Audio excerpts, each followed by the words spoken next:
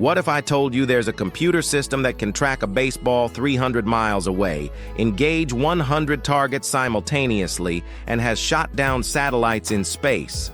And it's been protecting American warships for 40 years? It sees everything within 200 miles in every direction. It thinks faster than any human, and it can make the decision to start World War III in milliseconds. The enemy calls it the Shield of the Fleet. The Navy calls it AEGIS, and it's the most powerful air defense system ever created. May 4th, 1982. South Atlantic Ocean. The British destroyer HMS Sheffield is on patrol during the Falklands War. An Argentine fighter jet fires a single Exocet missile from 20 miles away. The Sheffield's radar sees it too late. 30 seconds later, the missile hits. 20 sailors dead. The ship sinks 6 days later.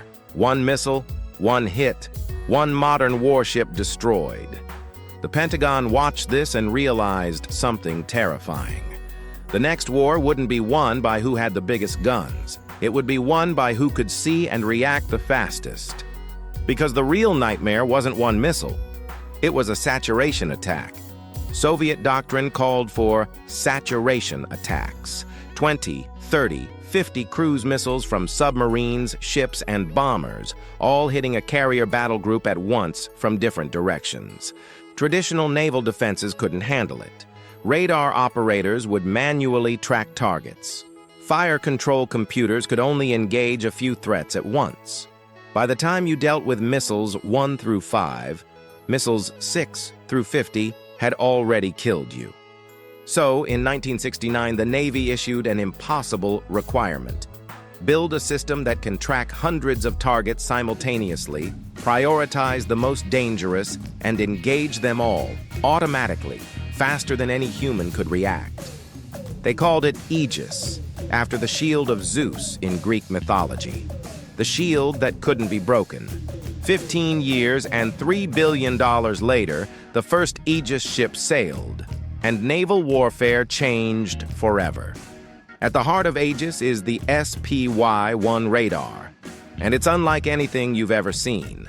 Most radars rotate. They sweep around, seeing each direction for a fraction of a second. If something appears in your blind spot, you wait for the antenna to come back around.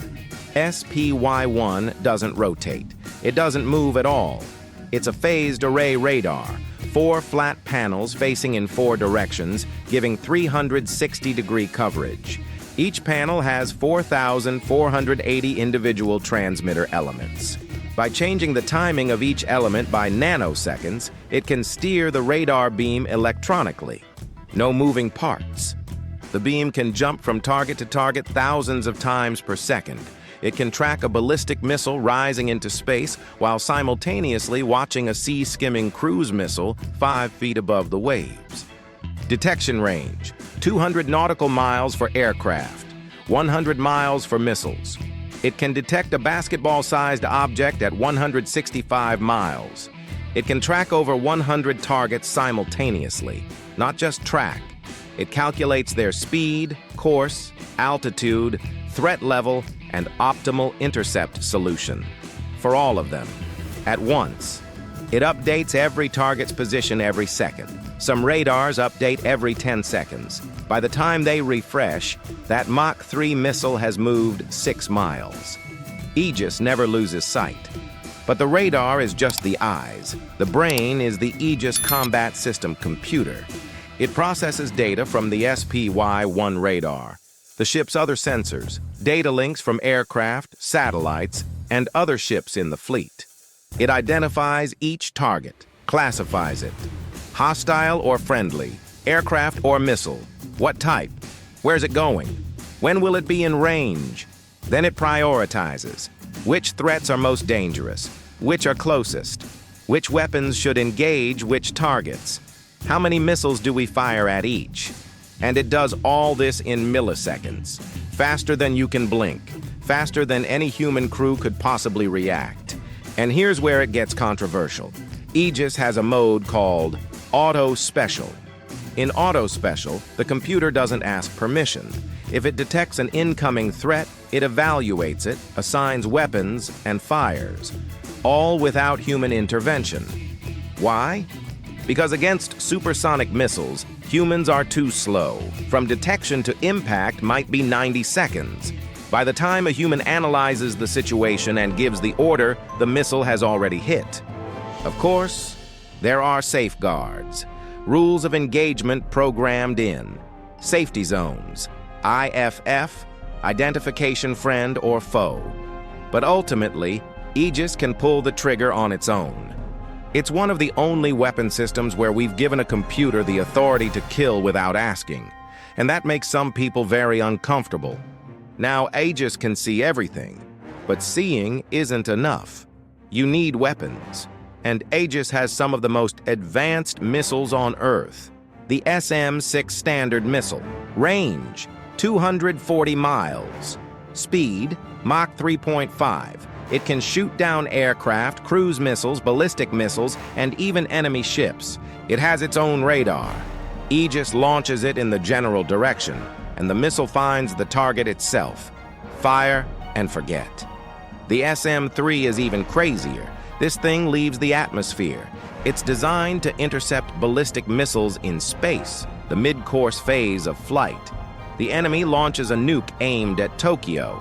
Aegis sees the launch 1,500 miles away, calculates the trajectory, and fires.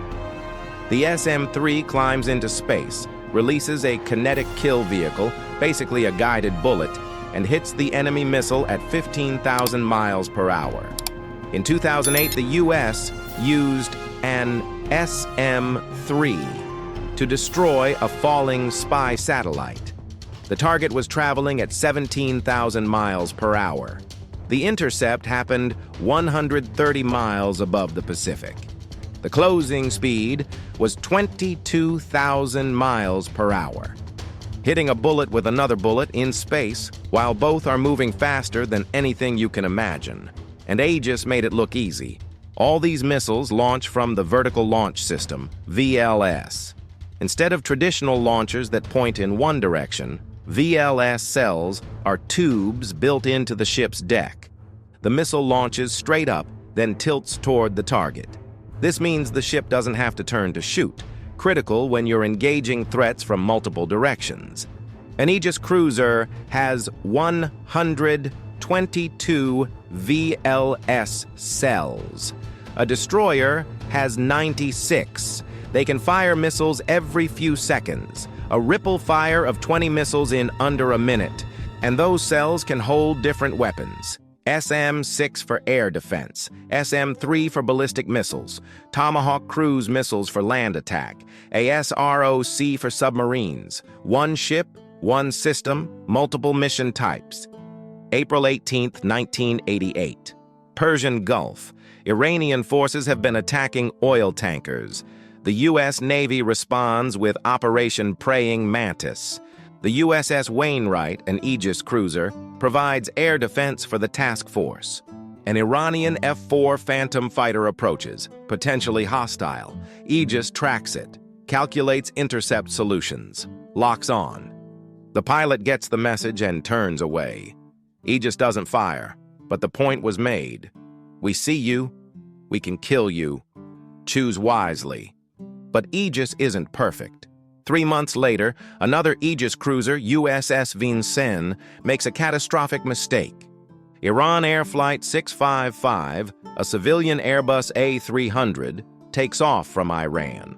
The Vincennes is in the area, in a tense situation, under threat from Iranian attack boats. The Aegis system tracks the aircraft. The crew misidentifies it as an attacking F-14 fighter. They believe it's descending toward them in an attack profile. In reality, the airliner is ascending normally on its flight path. But the crew makes the call. 2 SM-2 missiles, 290 people dead. Thanks for watching. If you want to learn more about naval warfare, check out our video on the aircraft carriers that Aegis protects, or our deep dive on modern anti-ship missiles. Subscribe for more military technology that's shaping the world, and drop a comment. Should AEGIS be allowed to fire automatically without human approval? Or is that too much power for a computer? The debate is yours.